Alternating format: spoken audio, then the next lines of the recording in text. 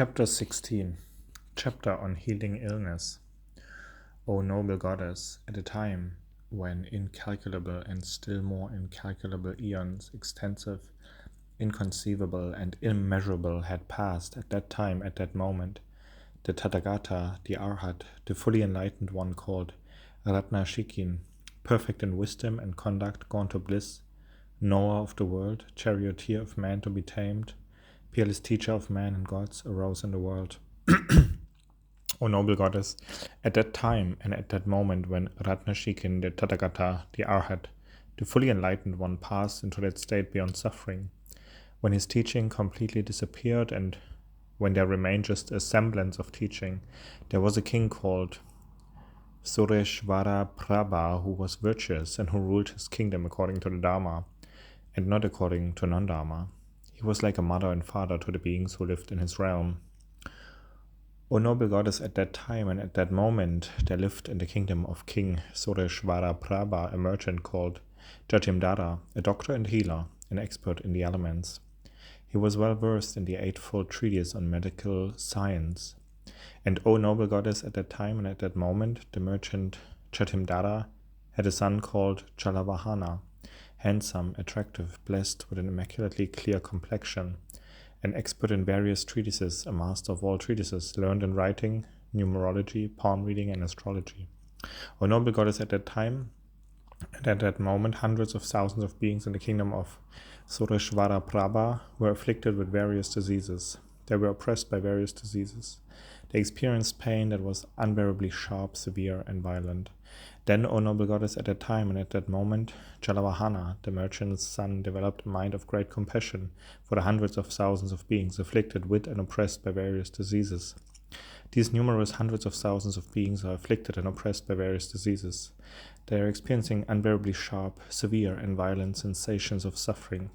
My father, Jatimdara, a doctor and healer and expert in the elements, well versed in the eightfold treatise on medical science, is old, in the waning phase, decrepit, and dependent upon a walking stick. He is unable to go to villages, cities, settlements, valleys, regions, and royal palaces. In order to completely free beings who are afflicted with and distressed by various diseases from numerous ailments, I shall approach and fully consult my father, Jatimdara, on how to become knowledgeable about the elements involved in illness.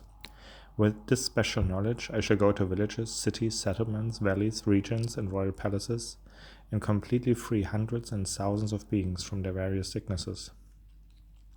Moreover, O noble goddess, at that time and at that moment, Jalavahana, the merchant's son, went to his father, Jatimdara. He approached him and bowed at the feet of his father, Jatimdara, folded his palms in reverence, and sat on one side. Remaining on one side, he questions his father, Jatimdara, in these verses. How do the senses apprehend objects? How do the elements change? At what time do embodied beings receive elements that cause disease? How does the eating of food, timely or untimely, affect well-being? By what is the fire in the body not affected? How is medicine practiced in order to pacify illnesses that have risen from wind and from bile, from phlegm and from a compound of these? When does wind, when does bile, when does phlegm, harmful to beings, become active?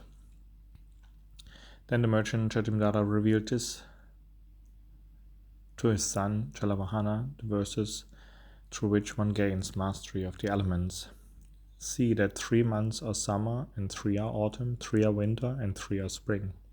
Thus the succession of months forms 6 phases. 12 months are said to be 1 year. No, 3 and 3 are phases in brief. The monthly phase is shown in 2s. When food and drink are thus taken and digested, the doctor, elements in phases 2 are shown. The senses and elements in turn change in the various phases of the year. As the senses go through such changes, afflictions arise for embodied beings. In that case, a doctor must have knowledge of the 3 months fourfold division and the 6-phase grouping of 2 months. Food, drink, and medicine follow this sequence. In summer arise illness from excess of wind. When autumn comes, bile disturbances occur. Likewise, disease from a compound appears in winter. In spring arise illness from excess of phlegm. Fatty, warm, salty, and sour are summer's tastes. Fatty, sweet, and cold are fall's. Sweet, fatty, and sour are tastes for winter. coarse, warm, and bitter for spring. Excess of phlegm arises soon after eating. Excess of bile during digestion time. Excess of wind arises soon thereafter. This is how elemental changes occur. Heal wind in a person with rich, potent food. Remove bile by cleansing the bowels. For excess phlegm, dispense an emetic. When a compound occurs, thus give potent medicine possessed of three qualities. Know well in which phases excess wind, bile, phlegm, and a compound occur. According to elements, body, and time, one thus gives medicine, food, and drink. Then the merchant's son, Jalavahana, having inquired about the elements, understood the 8 branches of medical science. O noble goddess, at that time and at that moment, Jalavahana, the merchant's son, went to all the villages, cities, towns, valleys, regions, and royal palaces in the land of King Sureshvaraprabha.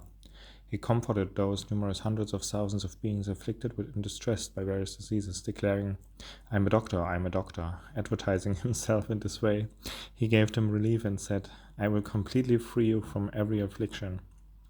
O noble goddess, as soon as they heard such statements as these from Jalavahana, the merchant's son, those numerous hundreds of thousands of beings were overcome with unfathomable great joy.